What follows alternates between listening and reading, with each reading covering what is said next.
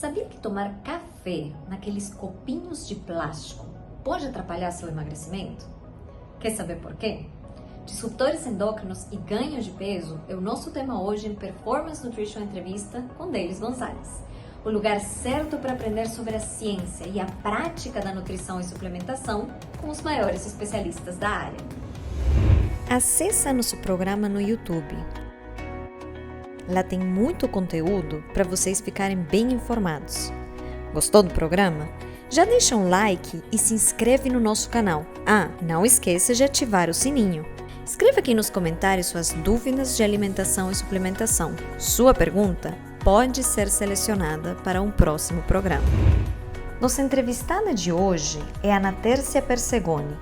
Ela é nutricionista e mestre em bioquímica pela UFV, doutora em fisiologia pela UFJ, tem pós-doutorado em fisiopatologia clínica e experimental pela UERJ e em nutrição pela UFJF, professora associada na UFJF na área de nutrição clínica, pesquisadora na área de obesidade, chefe do ambulatório de obesidade e colaboradora do Serviço de Endocrinologia Ambulatório de Obesidade do HU UFJF, palestrante em diversos eventos nacionais e internacionais e tem experiência clínica de 22 anos no tratamento de obesidade, em que criou um método de perda de peso baseado nas fases do emagrecimento.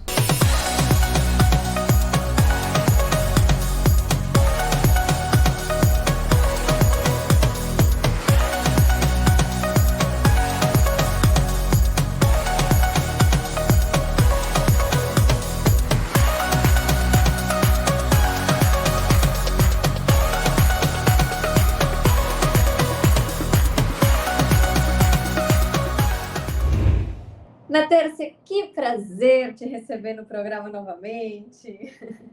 Que bom, eu que fico feliz de estar aqui com vocês, que honra. É um prazer imenso, e depois de bastante tempo, né? Bom que a gente se atualiza. E olha, passa o tempo, mas as estatísticas de obesidade e sobrepeso só aumentam, né? E junto aumenta a quantidade de dietas. Só que a gente sabe que restrição calórica, mesmo sendo importante, não é o único ponto relevante para um emagrecimento. A gente sabe que existem uma série de fatores envolvidos no ganho de peso e disrupção endócrina, né? Os disruptores endócrinos são um destes fatores. Então, vamos primeiro simplificar para as pessoas o que são disruptores endócrinos. Oi, Delis. Então, os disruptores endócrinos, né, mais recentemente, eles têm sido chamados até de interferentes endócrinos, justamente para ficar um pouco mais claro o que eles sejam. São moléculas, componentes que interferem nos hormônios, né? E aí, quando a gente fala os hormônios, a gente está falando de uma gama enorme de hormônios, porque nós temos vários hormônios aí que são produzidos e muitos deles interferem no ganho de peso. Então, esse tema, disruptores endócrinos ou interferentes endócrinos, eles, na verdade, interferem em várias questões de saúde, não apenas no ganho de peso, mas quando a gente fala de emagrecimento, a gente precisa pensar neles também. Porque às vezes você está fazendo lá, né, uma dieta, uma prescrição nutricional, tudo certinho, mas se tem alguma coisa atrapalhando os hormônios, isso pode atrapalhar o emagrecimento. Por isso que esse tema é tão importante, tão atual, e a gente tem que se preocupar, sim, com quais moléculas estão interferindo na ação dos hormônios. Porque a gente não pode esquecer que os hormônios interferem no metabolismo, de uma maneira geral. Então, às vezes, aquele metabolismo não está respondendo tão bem porque os hormônios estão sofrendo uma interferência. Por isso que são hoje interferentes endócrinos. Eu acho que esse termo é até melhor do que disruptores, né? Perfeito, realmente, é o termo mais claro, né? Isso. E como é que eles aumentam? Como é que eles geram esse ganho de peso? Então, mecanismos nós temos vários, celulares, né? De uma maneira geral, a gente tem, por exemplo, alguns que estão sendo pesquisados, outros que a ciência já tem certeza de como que eles atuam.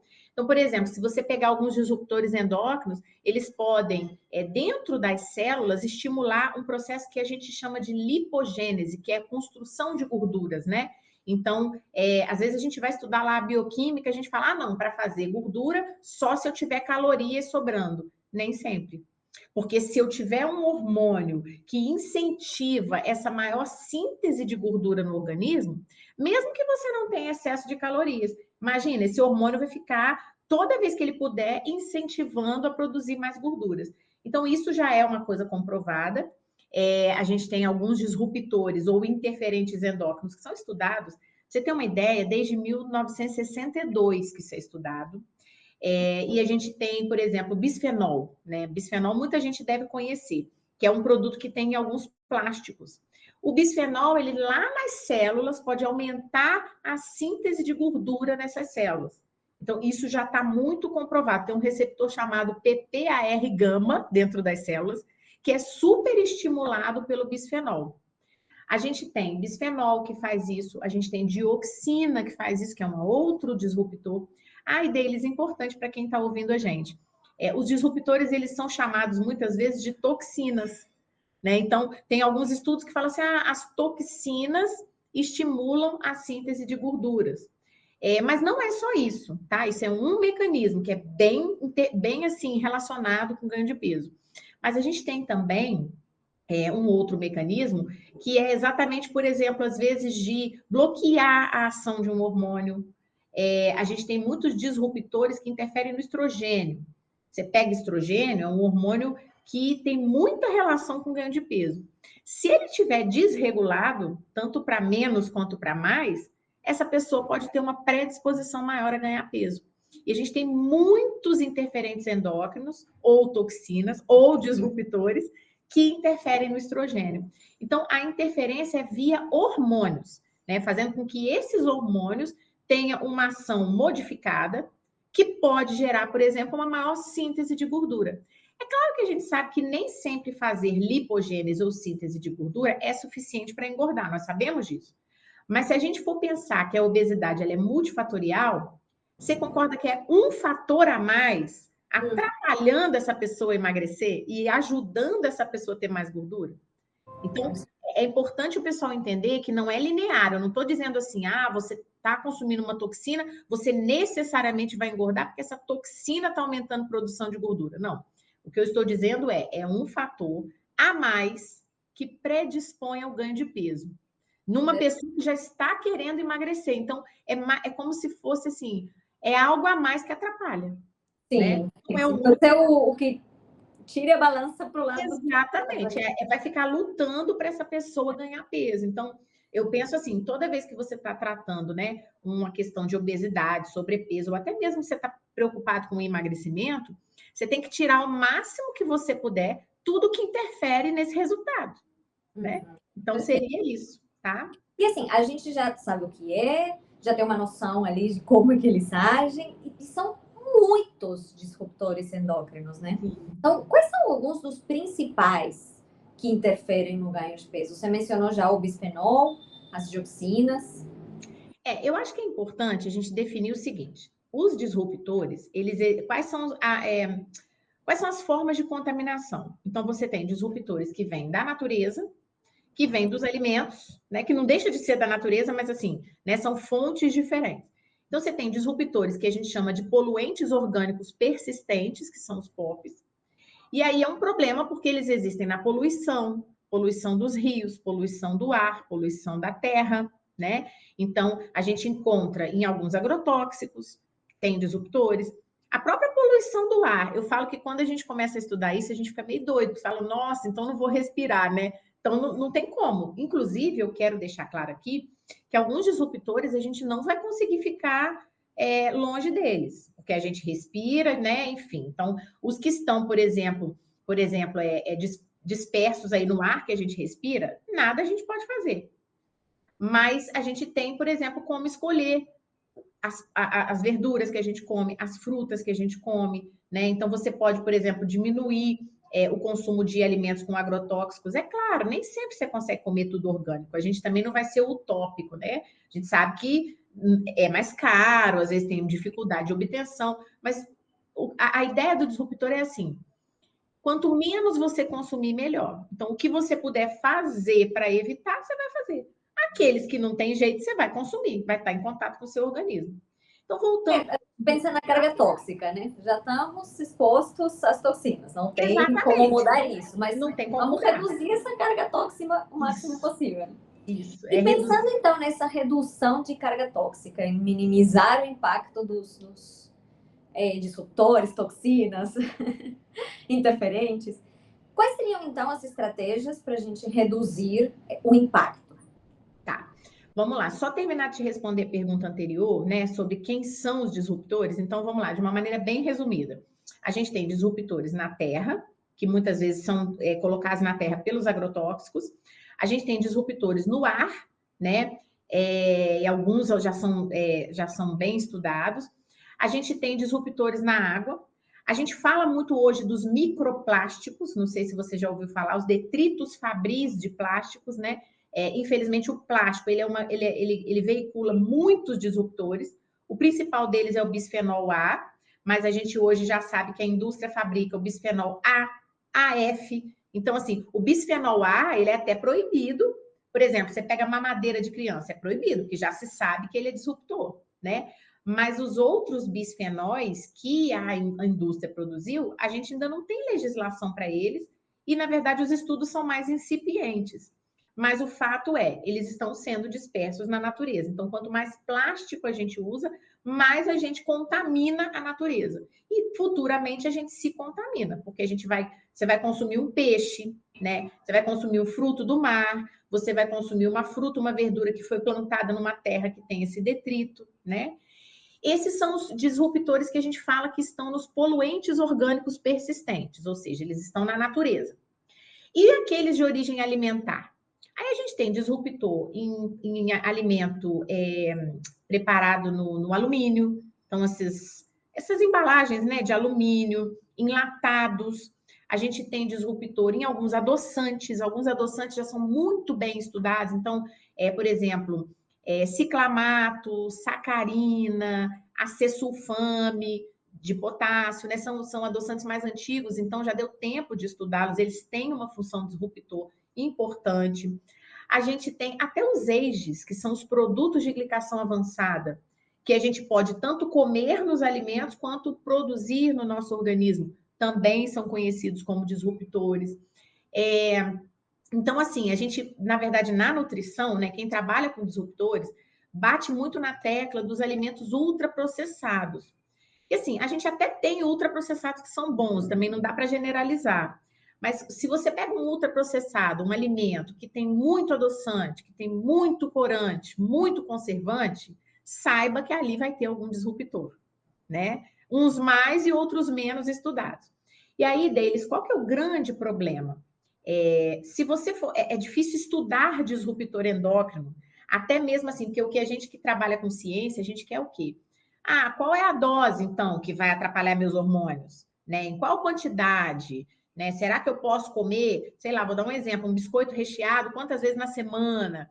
Na verdade, ou um refrigerante, né? Mesmo que ele seja zero, né? Ali tem o disruptor. Então, ele não tem caloria, ele não vai me engordar agora. Claro que não. Mas isso a gente está pensando em longo prazo. Em longo prazo, você ficar usando aquele refrigerante zero ali, como que aquilo ali pode se comportar em longo prazo como um disruptor, né? E aí você não vai ver um ganho de peso agora, mas é aquele negócio, você não quer emagrecer para depois engordar de novo. Então, assim, daqui a 10 anos, será que isso tem algum efeito nesse metabolismo? Os estudos mais recentes têm mostrado que sim. E aí, o que acontece? Qual que é a dificuldade dos estudos? Nós estamos submetidos a muitos disruptores na natureza. Então, pensa comigo, eu quero estudar, vamos supor, a dioxina, que é um disruptor que tem alguns agrotóxicos, tá? E eu já sei que a dioxina, ela fica mais presente em alimentos de origem animal, leite, carne de porco, carne vermelha. Por quê? Porque ela é lipofílica, então ela fica, na verdade, mais presente nos alimentos que têm mais gordura, geralmente os de origem animal. Beleza. Ok. Então, são os alimentos que têm mais dioxina. Aí eu quero estudar a dioxina. Só que aquele indivíduo que está exposto à dioxina, ele não está exposto só à dioxina. Ele está exposto ao disruptor da poluição, ao disruptor do plástico, que ele usa potinho de plástico em casa, ao disruptor do papel alumínio, ao disruptor da panela de alumínio, ao disruptor do adoçante, do refrigerante zero que ele bebe, e por aí vai. Você concorda que eu não vou nunca conseguir ter um estudo em humanos que diga para mim tal quantidade, tantas gramas ou miligramas de dioxina é capaz de afetar o receptor estrogênio no receptor tal? Uhum. Não tem que fazer isso. Porque quando se trata de disruptor endócrino, eu tenho uma mistura de disruptores que essa pessoa está exposta. Então, assim, eu vejo, às vezes, muita gente falando, mas não faz mal, porque a gente é dose dependente. Pode até ser, mas nós talvez nunca tenhamos essa resposta. Porque é E uma ainda tem que análise pensar combinatória. que a nossa dose já está alta. Sim, muito alta. Naturalmente está alta só por respirar. Sim, na verdade, a população, ela cada vez mais tem sido submetida a toxinas, infelizmente, né? E nós não sabemos, e nós estamos vivendo, realmente, quem estuda isso fica apavorado, porque nós não sabemos, né, qual o nível de toxina que o nosso organismo aguenta. A gente pode eliminar toxinas, nós temos células hepáticas que fazem detoxificação hepática muito bem, estamos programados para eliminar toxina.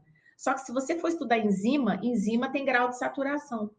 Até que momento, até quando as minhas enzimas do fígado conseguem detoxificar, eliminar essas toxinas?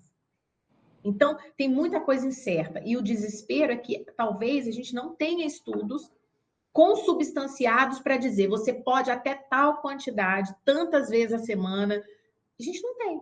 Então, assim, o que a ciência hoje cada vez mais fala é quanto menos a gente se intoxicar, melhor.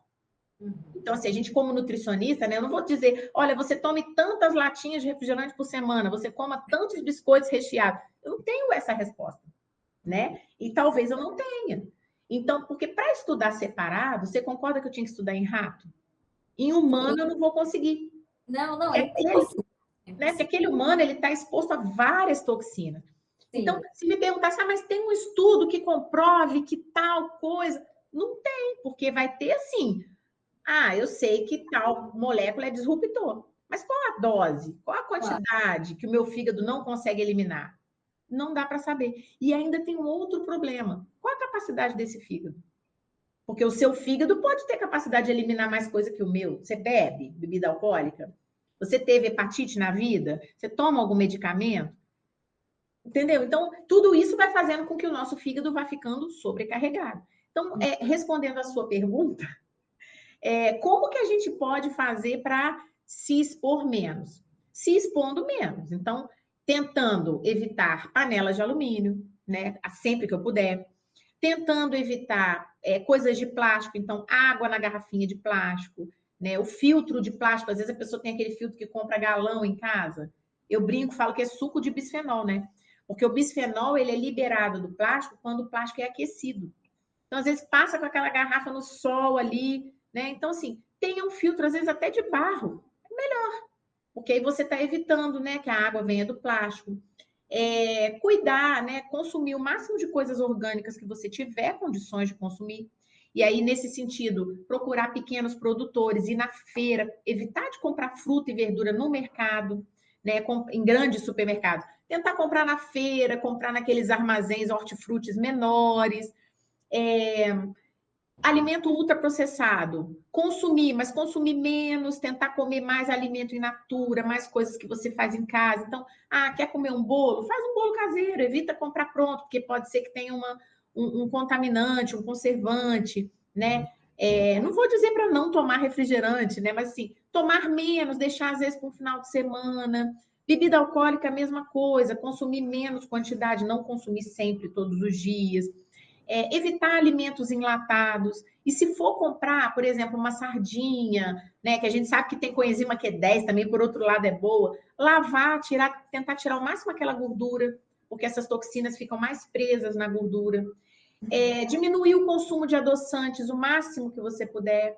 E se for consumir suplementos, procurar os suplementos mais limpos, né? Que tenha menos corantes, tenha menos conservantes, menos adoçantes. Se tiver adoçantes, que sejam adoçantes de melhor qualidade, né? Então, assim, hoje a gente tem grandes marcas, né? Então, olhar o rótulo, aprender a olhar o rótulo do que você consome.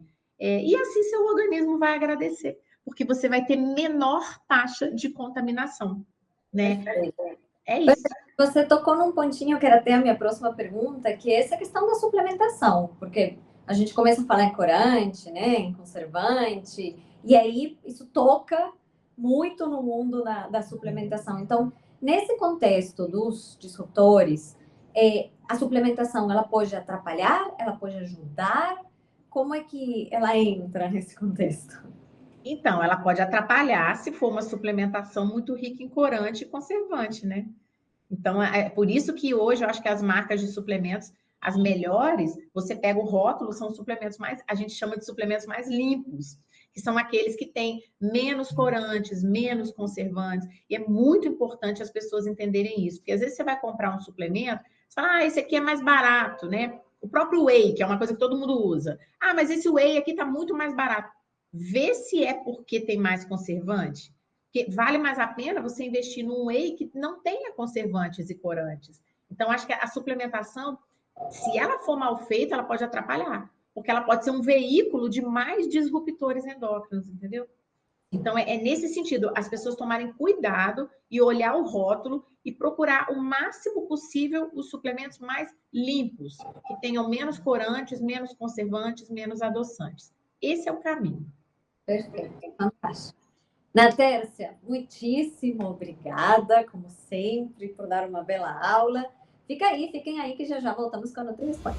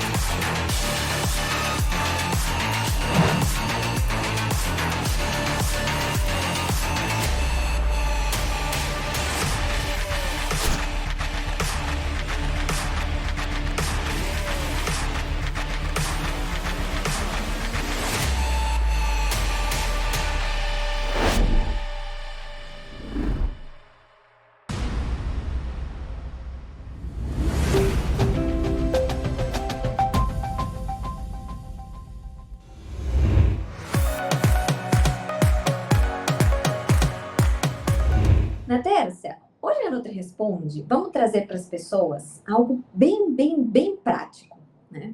No bloco anterior, você abordou muito bem várias recomendações quando a gente pensa em como reduzir essa carga tóxica. Pensando em quem está começando, né? Quem está entrando em contato com esse assunto, se assustando com esse universo de toxinas em que estamos imersos e que quer fazer uma mudança. E também quem já começou algumas mudanças e quer dar uma aprimorada. Quais seriam, assim, os 5 primeiros passos que a pessoa tem que fazer? Eu quero cuidar disso. Bom, vamos lá. Eu cuidaria da qualidade da água, então ter um bom filtro em casa. E, não precisa ser filtro caro, pode ser filtro de barro mesmo. Evitar esses filtros, né, com galão de plástico, por exemplo, já é uma excelente estratégia. E ter um bom filtro, tá? Isso é uma coisa importante. Outra coisa importante é tentar consumir o máximo que puder de orgânicos. E, uma dica de ouro. Quando a gente fala de orgânico, o pessoal acha que é só fruta e verdura. Mas sabe aonde tem mais agrotóxico no Brasil? No milho e na soja.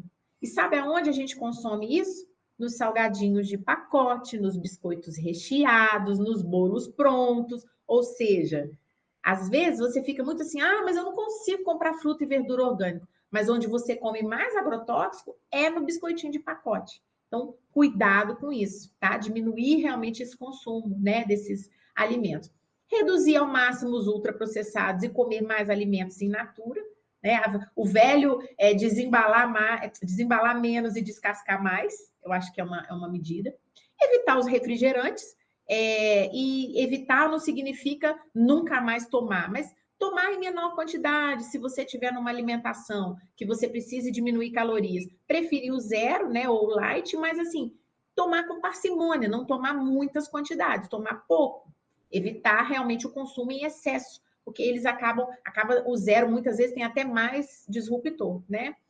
Evitar papel alumínio na cozinha, evitar plásticos, no máximo que você puder, guardar suas comidas nos potinhos de vidro, né? Água no pote de vidro, diminuir consideravelmente o uso de plástico. Eu acho que se você fizer isso, já está reduzindo bastante a sua contaminação. E aí, o que você tiver de contato, o seu fígado dá um jeito de eliminar. Perfeito, fantástico. E assim, aproveitem muito essas dicas, são dicas práticas. Começa por qualquer um. Às vezes a gente se assusta com não, eu tenho coisas demais para fazer, não vai dar certo. Mas começa com uma das dicas e naturalmente as outras vão entrando no lugar, né? O corpo passa a pedir, você se sente bem com aquilo que já fez e vai incrementando aos poucos. Natércia, mais uma vez, muitíssimo obrigada. É sempre um prazer conversar com você. Sucesso, um beijo. E para vocês que nos assistem, curtam, compartilhem com muito carinho da Nutri. A gente se vê.